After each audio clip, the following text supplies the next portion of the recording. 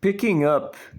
immediately where the previous video installment of this sub-series of the Hypothetical Invasion educational documentary series of America utilizing fourth-generation warfare doctrines that left off,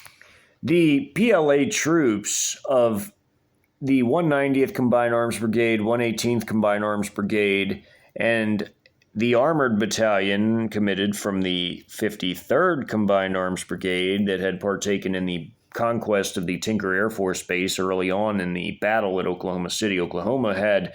moved in and surrounded the downtown area between I-35 and 235, where many highways came together, and had formed this eastern pocket and had been gradually throughout the day moving through and compressing these forces in an ever smaller area, including even special operations companies numbering 2 from the 58th Independent Special Operations Battalion, having had been flown in via Z-20 utility helicopters on their air assault operations for their high-value target capture operations at the State Cap Complex, along with eliminating surgically the last intact firing battery of the 1st Battalion 160th, the Field Artillery Battalion of the 43rd Infantry Brigade Combat Team. These forces had gradually pushed their way in and squeezed the 700th Brigade Support Battalion, essentially a logistical element and a supporting element, including with mechanics as well as quartermaster and supply troops, into an ever smaller perimeter with paramilitary alphabet elements from the alphabet agencies, which were essentially paramilitary SWAT elements, and under now 500 reactionary armed civilians within a 1 by 1 mile pocket in the eastern segment of downtown, as the western pocket had fallen by 9 p.m. on day 1 of the invasion, as day 1 had officially began at midnight on October the 4th and was now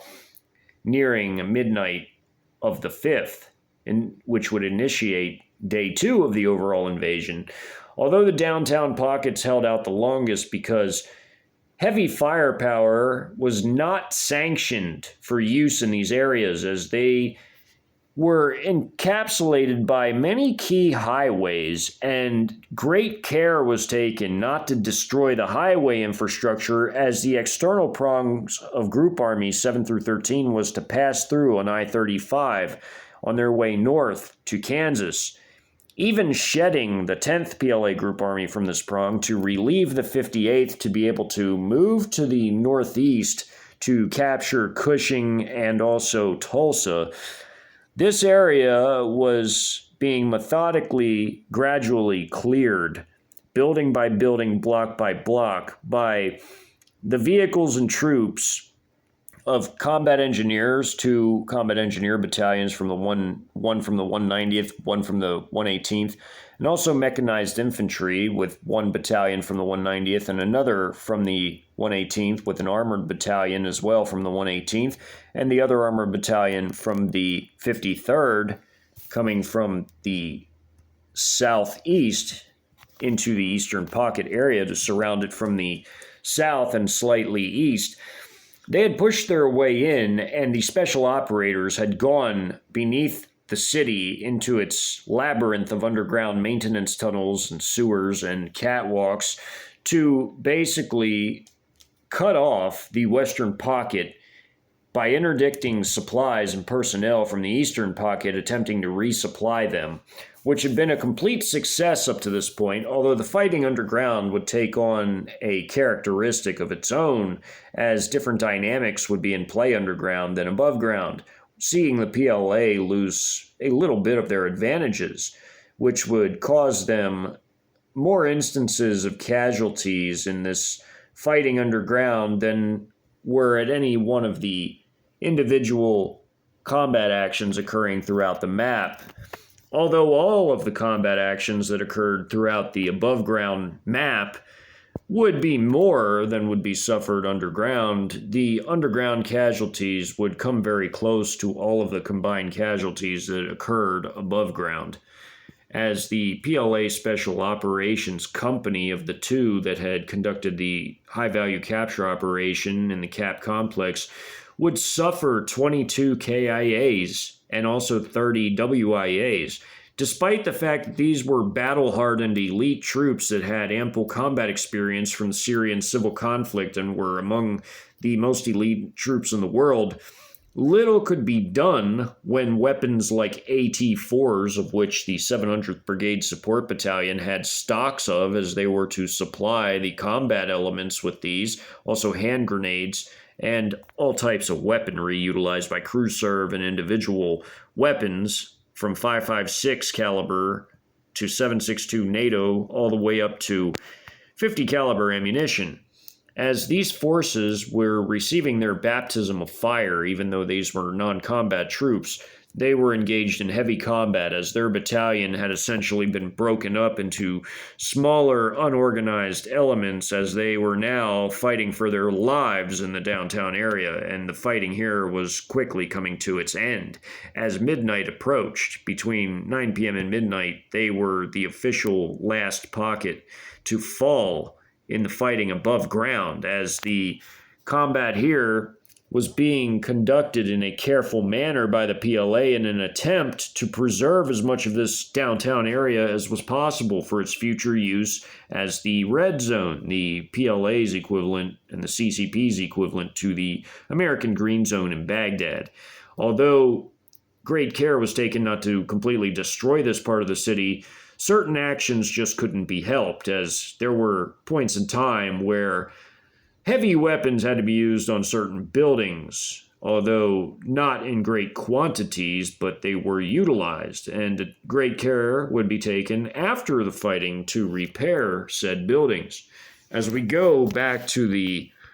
map, the 1 by 1 mile map segment of the fighting in downtown, it was rapidly coming to its conclusion,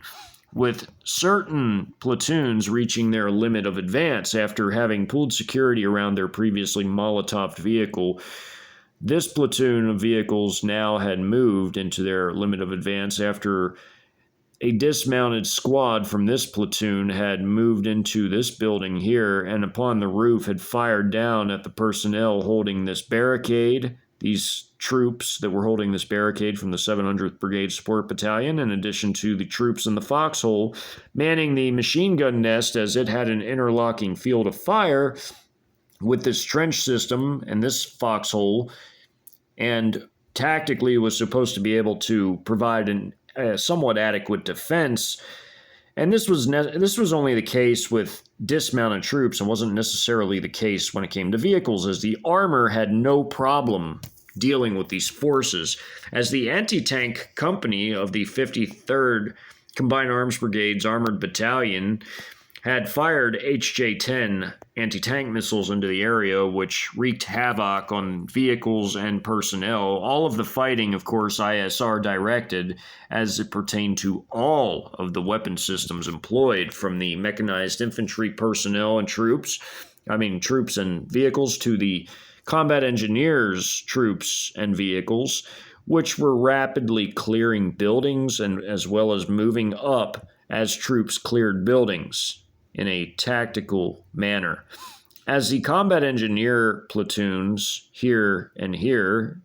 had fired their rocket line clearing charge as the rocket moved the plastic explosives over this area, which was used to clear mines and obstacles and even enemy personnel if need be, they had destroyed these barricades of abandoned civilian vehicles. And also, as their lead vehicles moved back into place, as they had moved out of the way, their VN-20 infantry fighting vehicles, for the armored engineering vehicles behind them to fire their line charges, they laid down a heavy volume of fire down the streets at their enemy targets. As this column of vehicles was moving into this area, the lead MRAP had taken a direct hit from a 100 millimeter shell fired by the main gun of the VN-20 that was leading the combat engineer column, as well as 30 millimeter autocannon ammunition, which completely together had shredded up this Max Pro MRAP to essentially just a smoking hulk of metal that was sitting in the middle of the street, with the other vehicles going around, still taking fire and becoming heavily damaged by the time they reached this point, and then turning and going into this alley, only then to be engaged again by combat engineer forces moving across the street as the 4 companies that had moved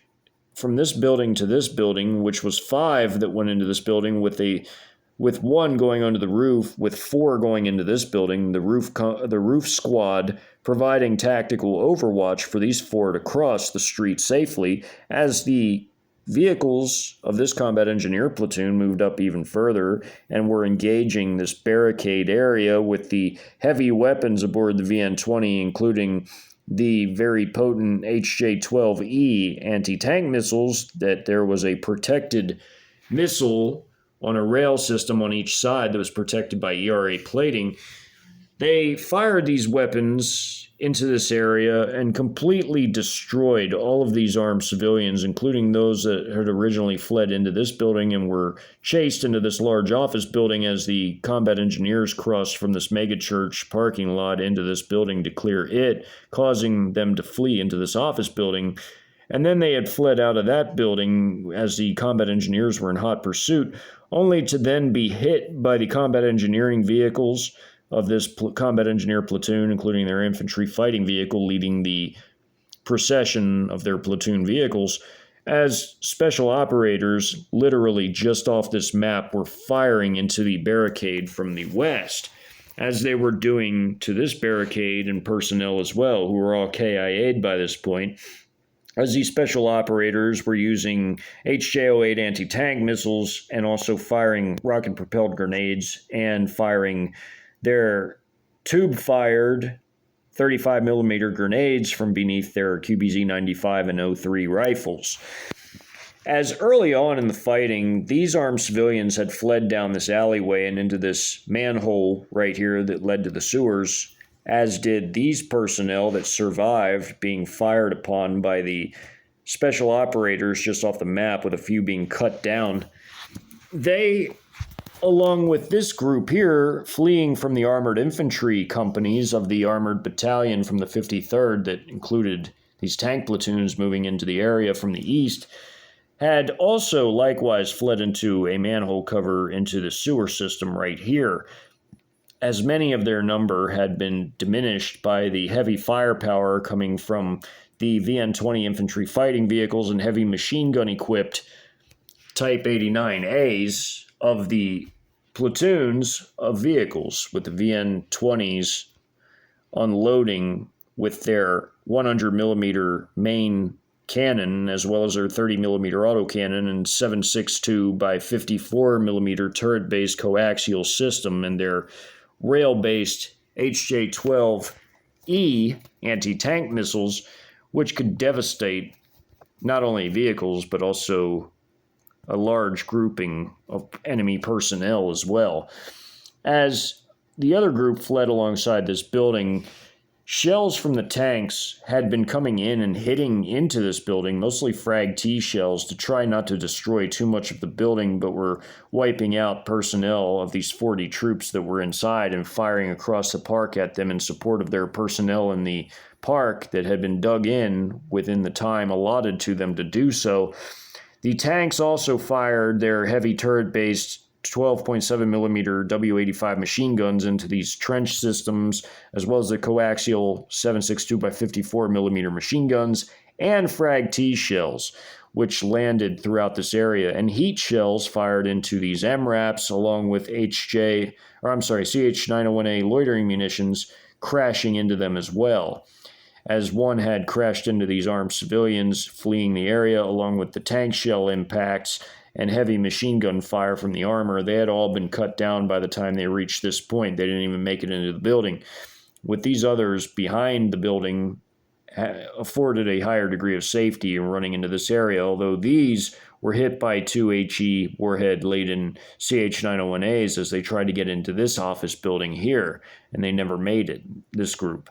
While these vehicles early on again had been hit by CH-901As and these personnel wiped out by fire coming from special operators and from armored infantry, as you can see by the red surrounding them. The other vehicles were again destroyed by the time they had done a full circuit between these buildings, and the combat engineer squads, the 4 of which that originally went into this building with their 5th still on the roof here, moving in to clear this building, with 1 going on the roof, 1 going to clear this building, and 2 running into this building where there were 20 armed civilians inside, with the 9 joining them having fled from between this alleyway of these 4 buildings here before going into this office building, with the 2 squads that had cleared the bottoms of these buildings pursuing them into here, forcing them in here, which is why it says 20 plus 9. And then, of course, you had the 5 on the roof. So essentially it was 34 that would be going down into the basement levels. There were 90 paramilitary SWAT-like personnel within this high-rise office building, as they had actually offices within this building, and they would be going into the basement level 2 to flee the battle space as the firepower was moving ever closer of the armored forces. As CH-901As had deemed, with their AI targeting parameters, enemies on the rooftops as a high priority target for their systems, these had crashed into and eliminated these personnel that were on top of this higher part of this particular building right here, as these were the highest level that they were on, as these personnel could fire AT-4s, throw Molotovs, and or hand grenades down at PLA vehicles. They were prime targets for the loitering munitions, including these personnel here, as this building took some tank shells as well as a loitering munition. I'm sorry, right here. And the armor was finally moving up to this barricade,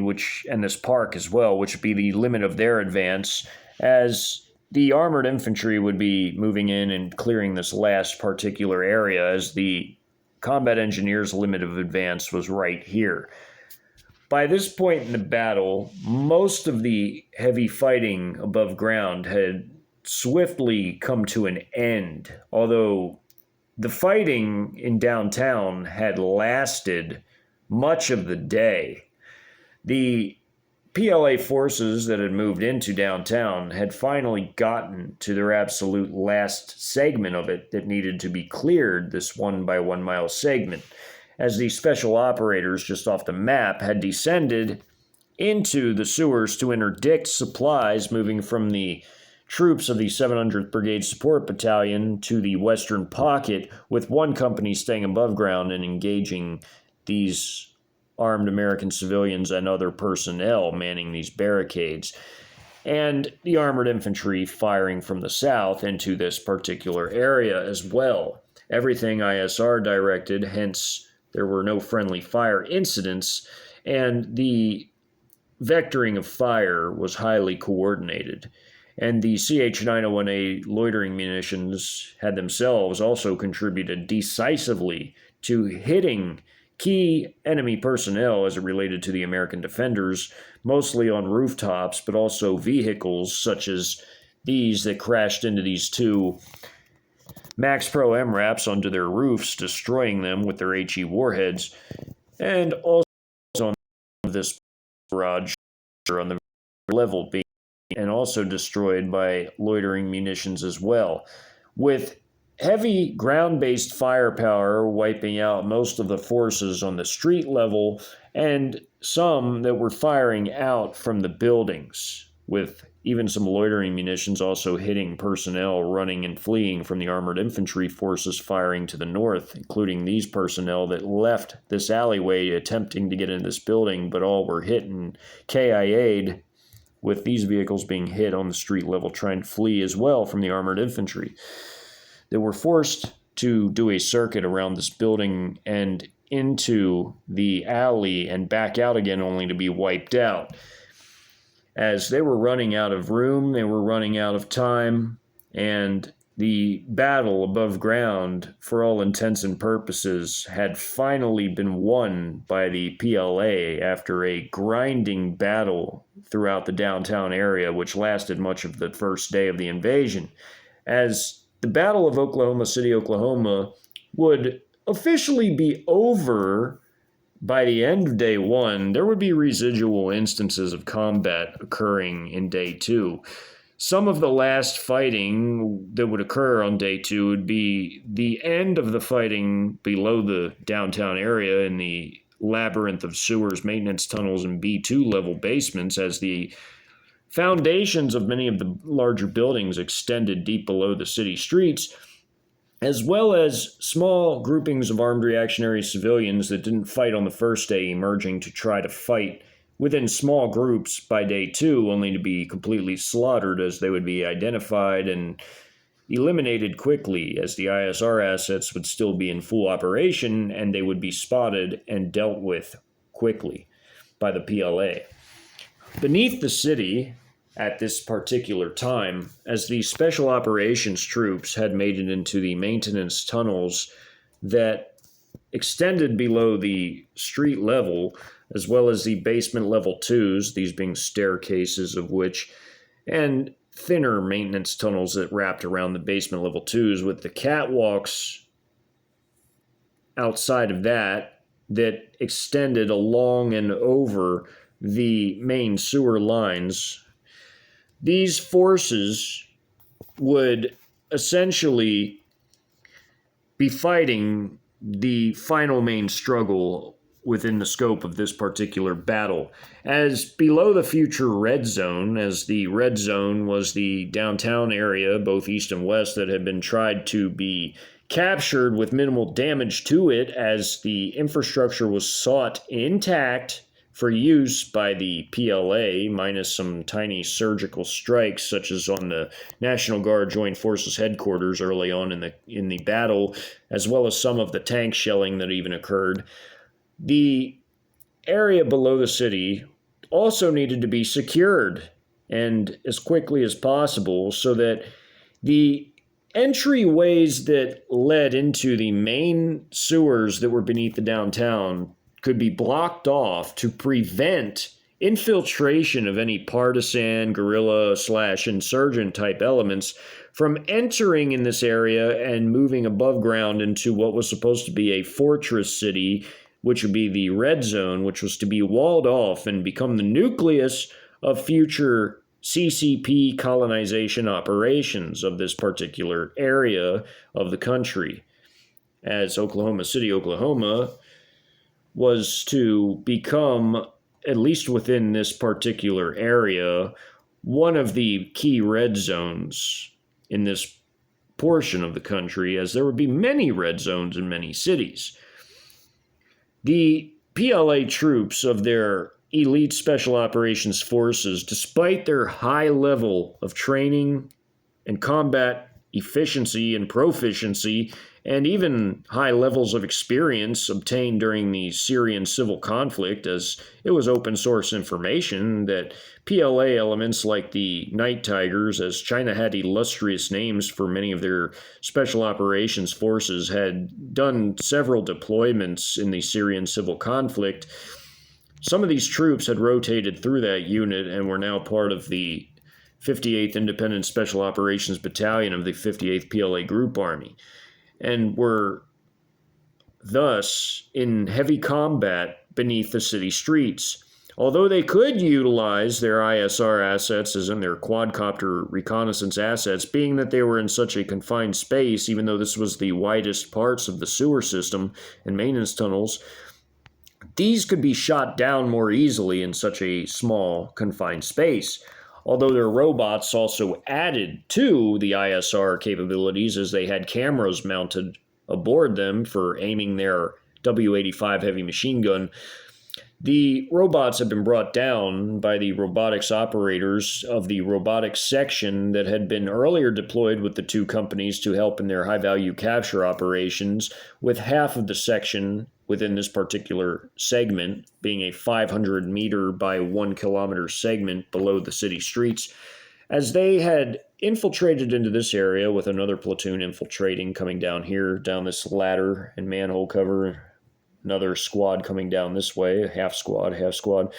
as they had cut off the western pocket from the eastern pocket through their infiltration into this segment of the city's underworld. They had brought some of their armed robots into the area, which had laid down devastating firepower as these armed American civilians tried to flee from the area, as initially hand grenades were dropped down in this area before the troops descended the ladders to clear this room before they proceeded into the other chambers of the maintenance areas, before then stacking along the walls by this entryway, before doing pie-cutting maneuvers around and firing and walking back and then moving back and firing as they stood a bit away from the wall while doing their pie-cutting maneuvers. And this was so they could get back behind cover relatively quickly. And some of the troops just hugged the walls and spun around and fired that way as well. But what was going on was, as these armed robots had proven very effective, there were drawbacks, as AT-4 operators, such as right here, could fire through these entryways and hit the robot, which, as this one had been destroyed by an AT-4 hit, the AT-4 hit also caused shrapnel to cut down these 4 personnel right here of this squad running through this entryway into this particular maintenance chamber, and also caused some WIAs among these 2 half squads right here. These 2 guys taking some shrapnel in the legs and also to the arms. And the fighting underground, as savage as it was, would cause not just high casualties to the Americans, as very potent and devastating weapons, such as these armed robots, Type 69 rocket-propelled grenades, both the anti-personnel and anti-tank rounds, even the very powerful HJ-08 wire-guided anti-tank missiles, and later flamethrowers would be introduced, which would be the most devastating of all within a confined space, as the Type 74 flamethrower would be utilized to break the stalemate with the Americans underground. As these forces, the PLA, would lose 22 personnel as KIAs of their elite troops of this company that was underground, and also have 30 WIAs, which was the highest proportion of casualties of any of their single engagements throughout this particular battle at Oklahoma City, although it was not nearly as much as all of the combat above ground combined together. It was still pretty close. And although the PLA suffered relatively light casualties throughout the 4-day invasion, all things considered, for the men of this unit, the casualties really meant something, as these were their comrades, and to see them fall in battle was a bit harsh for them, as was the case for the Americans as well, as the members of the 700th Brigade Support Battalion were receiving their baptism of fire. And although they were not combat troops, and they were more logistically oriented and support oriented, they were now the last defenders of the city, with a cluster of reactionary armed civilians and paramilitary SWAT-like alphabet agency elements that fought alongside of them, that had been forced underground with them, as the city above ground had fallen by this point, and the buildings were now being raided in earnest, as in the buildings that the forces had just now descended from. They were being raided by the PLA troops that were on the street level above and starting to clear the buildings. And there were personnel in the basement level 1 above these buildings that were fighting, with this basement level 1 above this falling, seeing PLA troops coming down the staircase and using their Type 74 flamethrower, which had been requested via radio of these troops already in these maintenance areas, as that was seen as a surefire way to break the stalemate that occurred, as they had been basically held up within this area once they had thrown the grenades down the manhole cover and then infiltrated these areas here. They had been held up by the personnel over in these areas beneath this segment of the streets within this basement level 2, this maintenance tunnel that separated it from the catwalks that were above the sewer areas. And the personnel, although they were, anytime they moved from in front of the entryways, they were cut down by the armed robot wielding its heavy W-85 machine gun, or by troops firing around the corner or doing their pie-cutting maneuvers.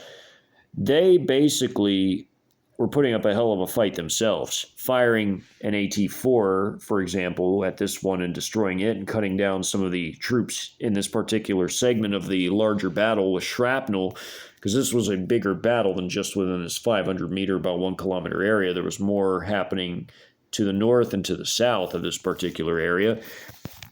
It would eventually be broken by PLA troops coming down the stairs of this building and the other buildings within the particular area that were now held by different American personnel of the defending forces, as the catwalks were being utilized to retreat from certain areas or move forces to others,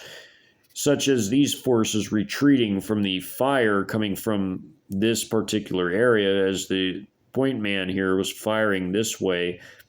and hitting and KIAing 2 personnel that were running along this catwalk, while there were personnel inside of behind this wall in this maintenance tunnel that separated the B2 from the catwalk here, that were firing around the corner but being cut down in turn by the fire coming from these personnel, firing everything from their Type 69 anti-personnel and anti-tank rocket-propelled grenade rounds to HJ-08 anti-tank missiles to their tube-fired 35mm grenades from beneath the rifle barrels in here, as well as thrown hand grenades that were thrown through this area. Such is what occurred in this animation here, where you have this guy yelling to a few soldiers off the animation that you can't see that are further back, who fired a 35mm grenade into this area across this catwalk while another man heaved a hand grenade in there, with the Americans starting barrel fires in the sewers to light up the area or using flashlights as the grid had been taken down by the cyber attack. The PLA troops had originally entered with their night vision equipment, as they all had their night vision equipment throughout the fighting above ground due to the lack of grid, and that the power grid and water and sewer networks were down due to the cyber attack the PLA had launched at the beginning of the campaign, with also anything that was satellite based removed because of the anti-satellite strikes from the Dongnaeng 2s, 3s, and S-500s and other systems. These forces were now fighting in the confined spaces beneath the city, and anything with explosive power was highly devastating, as it was devastating on the PLA every bit as much as it was to the Americans, as when they fired back with AT-4s or thrown hand grenades themselves, or even fired 40mm grenades from a few of the troops of the 700th BSB, the Brigade Support Battalion, that even had the 203s beneath their rifles, these PLA troops really felt it. Although they had more overwhelming firepower, as they had quad-legged machine gun-equipped robots that did a lot of the heaviest fighting for them, and also troops that came down with flamethrowers, in addition to the troops that had the rocket-propelled grenades and anti-tank missiles and their own grenades and tube-fired grenades, their 35mm. These troops were actually running into a bit of a dilemma, as they had been held up on their side of the sewer system, at least until their troops from above the city could break the stalemate by coming down into some of these B2 levels of these basements of these larger structures that extended this deep into the city, allowing for them to hit these forces from behind, as well as with the potent flamethrowers, the Type 74s that equipped some of the personnel that they had requested utilize such a system to break the stalemate, as the Type 74 was a favorite of the PLA, and it had basically proven its worth. It was a highly effective weapon, and it was also terrifying as an incendiary weapon against enemy forces, as any incendiary weapon naturally would be. As these troops came down the stairwell, they scorched these personnel here, while these personnel were already being heavily engaged in a firefight back and forth with these troops and armed robots here, as these were the 5 robotics operators of these specific robots, with the other half of their robotics section that had originally been deployed with the 2 companies that acted earlier above ground with the CAP complex. The other robotics half squad was off this map and to the north with the other 5 robots. As these forces had prepared to storm this area of maintenance tunnel in B2, they eventually held back after this AT-4 attack on them, while this robot moved up the catwalk while taking heavy fire until PLA troops managed to finish off the enemy personnel on basement level 1 before descending to B2 and firing their flamethrower down here, which had essentially caused the remaining forces to later become either KIA'd or surrender to the PLA, as the fighting in the sewers was very intense, and it was again in a confined space, which, despite the fact that these were elite troops, they were operating in an environment where their elite training and even combat experience made little difference, as the firepower being utilized in such a confined space would kill them just the same as it would the Americans. With their ability to use AT-4s and hand grenades and also 40mm grenades, just as they could use their Type 69 rocket-propelled grenades and also their hand grenades, their 35mm grenades, and HJ-08 anti-tank missiles, the exchanges of fire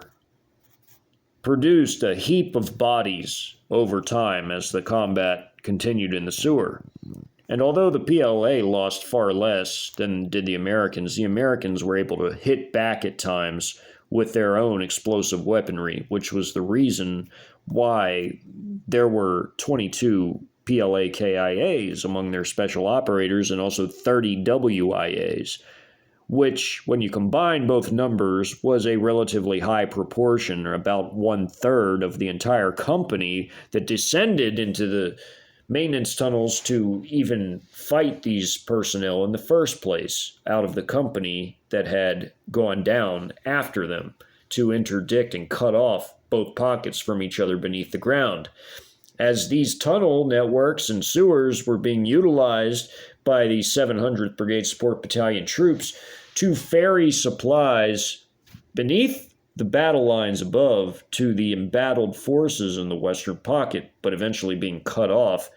they had basically been completely surrounded above and below ground and were really unable to escape as gradually PLA troops were making it into the basement level 2s of all of these major buildings, and therefore able to completely flush out the defending forces from this area. And although they would never completely control all of the sewers beneath the city, as partisan/insurgent/guerrilla elements would be continuing to use the sewer system as it narrowed out and moved further out of the downtown area as a base of operations, the PLA forces would make many attempts to either try to flush out these systems, which would just cause the partisans to shift direction and move elsewhere, or utilize deadly chemical agents like the weaponized opioid called fent, and utilize this within the sewers, which would indeed cause enormous casualties over time, but it would never fully work, as again, the partisans would just shift to different areas as these operations would be occurring, as they became an elusive enemy indeed over time, as they gained more experience themselves and began to plan far better operations as they picked adequate leadership with experience, or at least with enough brain power to be able to plan operations in the first place, and the personnel to adequately carry them out, being equally as important to the partisan war effort during the occupation phase that was shortly to come, as the 4-day invasion phase would, by midnight starting day 2 of the invasion, come to an end in 3 more days, with days 3 and 4 essentially being just a large mopping up operation, whereas the major combat throughout the entire nation would be relatively over, for the most part, by day 2, with very small, tiny areas still resisting by days 3 and 4, with the nationwide surrender, as per the regime of the country, occurring on day 4. As the battle at Oklahoma City, Oklahoma, was essentially, for all intents and purposes, at an end by the start of day 2 at midnight, October the 5th, with the fighting in downtown having completely concluded by this point, day 2 would see the arrival of the 10th PLA Group Army being shed off from Group Armies 7 through 13 as the rest proceeded north up I-35 and into Kansas. As they would arrive by hour 30 into the invasion on day 2, leaving the 10th to relieve the 58th to, after a logistical resupply effort, to move up I-44 to capture Cushing and Tulsa, as Cushing was a major fuel storage area and was to be taken as much intact as possible, as this fuel could only benefit the Chi-Coms. And the capture of Tulsa would be relatively light work after all the fighting in Oklahoma City, as there was really nobody left to defend Tulsa in terms of military forces. Although there would be armed civilians there, they would be relatively easy to deal with and brushed aside quickly, as had been the case here. The American forces, after losing in Oklahoma City, Oklahoma, would again attempt to resist day 2 in very tiny groups of reactionary armed civilians, but they would all be quickly crushed due to the ISR superiority, AI superiority, and technological and weapon superiority of the PLA forces. Although, beyond day 2, there would be a massive effort to regroup, reorganize, and get essentially better organized and prepared for a long-term war of resistance against the PLA forces, as it was, again, all about continuity of resistance. It wasn't about the moment. It wasn't about showing off or trying to prove something. It was about the long-term continuity of resistance as it related to the partisan elements that would arise after the invasion phase had come to an end. As the most wise amongst the American civilian population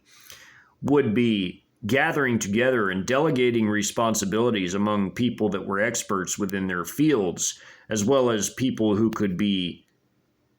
good leadership for their groups, as different groups would have their own leaders and sub-leaders, as in sub-commanders, that could adequately organize and coordinate and lead their forces